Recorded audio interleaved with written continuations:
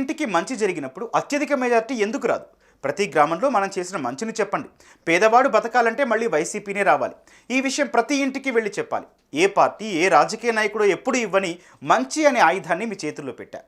ఇప్పుడు మీ వంతు అంటూ కార్యకర్తలకు వైసీపీ అధినేత సీఎం జగన్ కర్తవ్య బోధ చేశారు. అంతేకాదు, టికెట్లపై నేతల్లో నెలకొన్న టెన్షన్కు కూడా ఫుల్ స్టాప్ పెట్టేశారు. సిఎంఆర్ షాపింగ్ మాల్ మన హైట్ నగర్ లో భాగ్యలతా కమాన్ పక్కన ఫిబ్రవరి 29న ప్రముఖ సినీ తారలచే గొప్ప ప్రారంభం.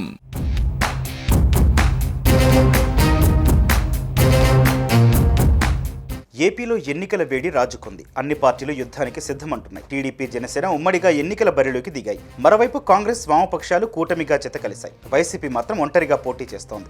ఇది ఏపీలో ఉన్న సీన్. ఈ క్రమంలో మేము సిద్ధం, మా బూత్ సిద్ధం సమావేశం నిర్వహించారు CM YS Jagan. Mangalagiri CK convention హాల్లో జరిగిన ఈ మీటింగ్లో మండల, బూత్ లెవెల్లో పనిచేసే పార్టీ శ్రేణులతో పాటు అసెంబ్లీ నియోజకవర్గాల సమన్వయకర్తలు పాల్గొన్నారు. ఈ సమావేశంలో ఎన్నికలను ఎలా ఎదుర్కోవాలని కార్యకర్తలకు సీఎం జగన్మోహన్ రెడ్డి దిశానిర్దేశం చేశారు.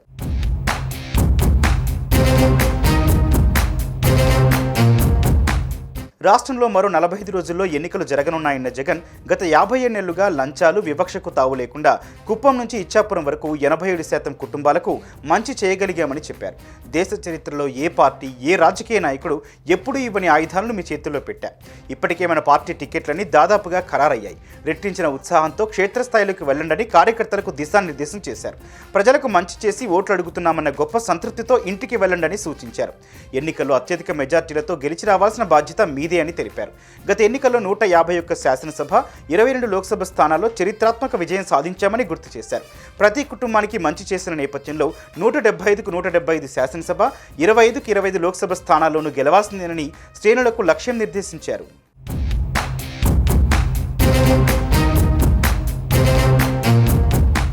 ఎమ్మెల్యేలు, నియోజకవర్గ సమన్వయకర్తలందరూ తమ బూత్ సామర్థ్యాన్ని అంచనా వేయాలని నేతలకు సూచించారు జగన్. బూత్ స్థాయిలో పార్టీని వీలైనంత తొందరగా యాక్టివేట్ చేయాలన్నారు. ప్రతి గ్రామ సచివాలయాన్ని ఒక యూనిట్గా తీసుకోవాలని చెప్పారు. ఒక విశ్వసనీయ వ్యక్తిని నియమించాలని, ఆ వ్యక్తి మన కార్యకర్తలను సన్నద్ధం చేయడంతో పాటు వారిని పర్యవేక్షించగలగాలన్నారు. అలాగే మీరంతా ఎప్పుడూ వారికి అందుబాటులో ఉండాలని సూచించారు. అర్ధరాత్రి కాల్స్ వచ్చినా మీరు వాటికి సమాధానం ఇవ్వాలన్నారు. బూత్ స్థాయిలో ఓటర్లను ఎన్నికల్లోపు కనీసం 5-6 సార్లు కలవాలని, వాలంటీర్లు, గృహ సారథులతో సమన్వయపరుచుకుంటూ ఒక సొంత బృందం తయారు చేసుకోండని పార్టీ శ్రేణులకు జగన్ సూచించారు.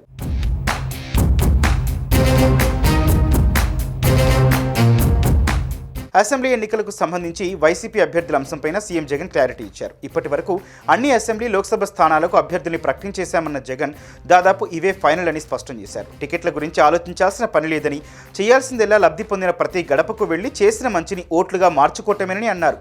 వైనాట్ 175 నినాదంతో ముందుకు వెళ్లి లక్ష్యాన్ని సాధించాలని పార్టీ శ్రేణులకు జగన్ సూచించారు. రానున్న 45 రోజులు అత్యంత కీలకమని సీఎం జగన్ అన్నారు. సీఎం జగన్ తాజా ప్రకటనలో ఇన్ఛార్జ్ బాధ్యతలు చేపట్టిన వారే వచ్చే అసెంబ్లీ, పార్లమెంట్ ఎన్నికల్లో పోటీ చేస్తారని స్పష్టత ఇచ్చినట్టయింది.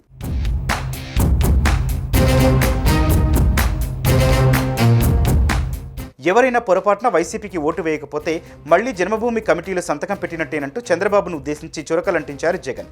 చంద్రబాబు ఎన్నికల కోసం, ఓట్ల కోసం ఏమైనా చెబుతాడని, అవసరం కోసం ఎవరినైనా మోసం చేస్తాడన్నది మన కళ్ళెదుటే కనిపించిన సత్యమని అన్నారు.